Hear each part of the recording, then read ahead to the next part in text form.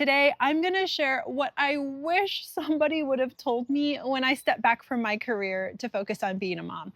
And that is, it is okay to not go back to the person that you used to be.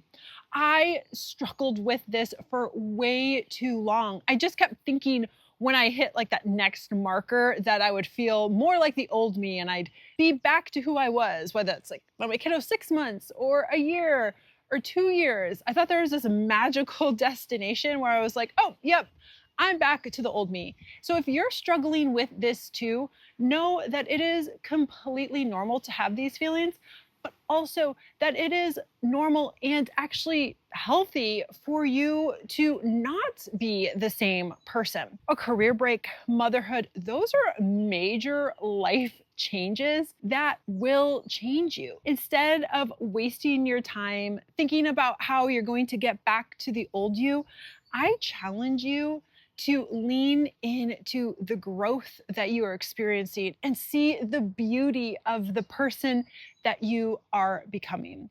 Before you stepped away for caregiving, you were in a different spot.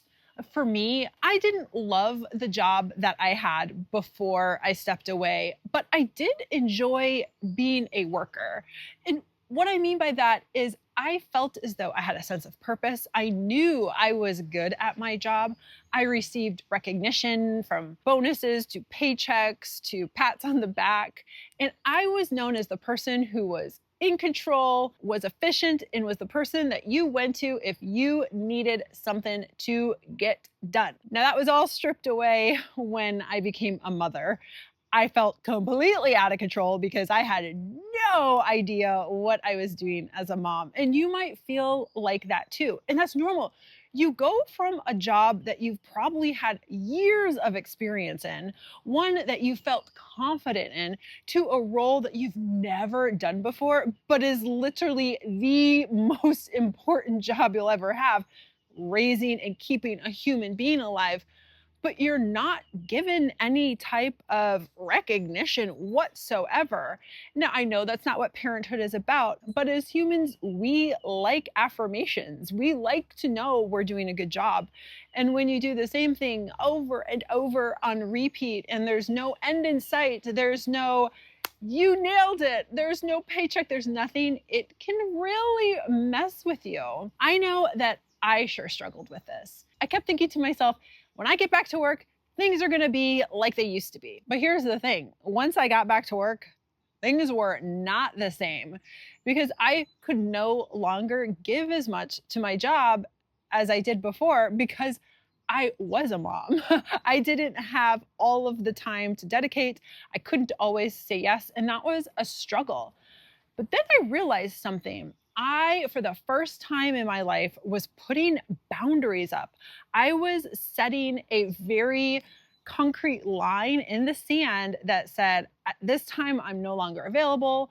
I have other obligations, and it empowered me to be like, oh my gosh, I actually do have more control probably than I've ever had in my work life before, because I realized what was truly important to me now. And yes, I still enjoy the challenge of work, but in the role as a mom, it's actually opened my eyes. It's opened my eyes to seeing that the almighty dollar and the deadlines are not what is most important. My hope for you is that your career break and your role as a parent has allowed you to see things in a different light and to value your time, your family's time, more than your employer's time. Because when you do get back to the paid workforce, there are going to be some push and pulls, but because of your experience as a parent, you're going to be stronger to put those boundaries up. Now, I know that your career break is going to look different than my career break, and it's going to look different